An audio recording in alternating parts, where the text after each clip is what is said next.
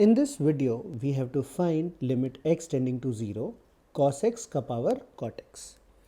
So basically हम यहाँ पे क्या देख रहे हैं कि एक फंक्शन है और ये उसके पावर में है. मतलब this is of the form limit x tending to a fx का पावर gx. तो जब भी ऐसा रहता है तो हमको सबसे पहले ये चेक करना है कि ये कौन से फॉर्मेट में, 0 का पावर 0, इन्फिनिटी का पावर 0 या फिर 1 का पावर इन्फिनिटी. तो अगर हम बेस फंक्शन को देखें तो limit x tending to 0 cos of x का वैल्यू 1 होता है और limit x tending to 0 cot x का वैल्यू इन्फिनिटी होता है. So basically this is of the form 1 raise to infinity. तो अभी हमने जस्ट पढ़ा था, अगर ऐसे फॉर्मेट में हमारा क्वेश्चन रहता है तो हमारा आंसर हो जाता है L equals to e raised to limit x tending to a fx minus 1 into gx, where fx जो है ना, it is basically the base function और gx जो है वो होता है पावर फंक्शन. पावर फंक्शन में से मेरा कहने का मतलब है जो कि पावर में होता है ना. So if we apply this formula directly to this question, हम क्या कह सकते हैं?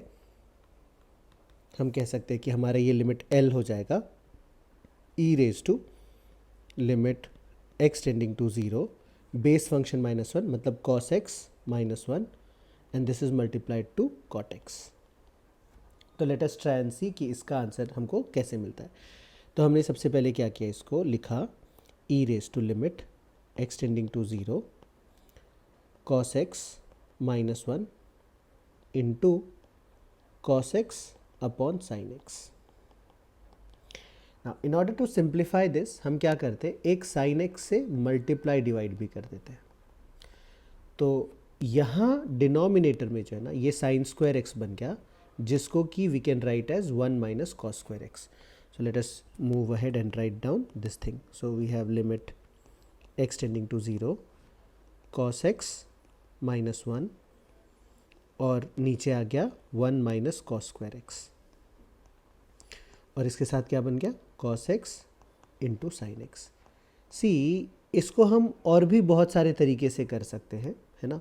सो this is one of the ways of doing it. So if let us say you are trying to do this by some other method, that is also correct.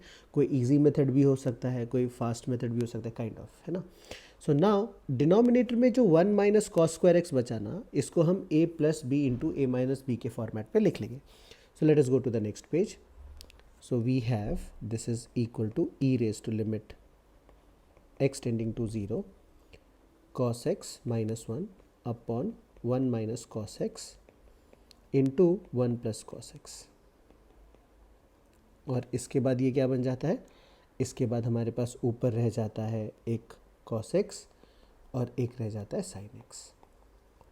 So clearly हम इस दोनों term को cancel कर सकते हैं और यहाँ पे हमारे पास एक माइनस साइन बचेगा, बिकॉज इसमें cos x पहले आता है और इसमें cos x बाद में आता है. तो अगर हम इसको सेम एक ही जैसा बनाना चाहते हैं तो एक माइनस साइन हमको कॉमन लेना पड़ेगा.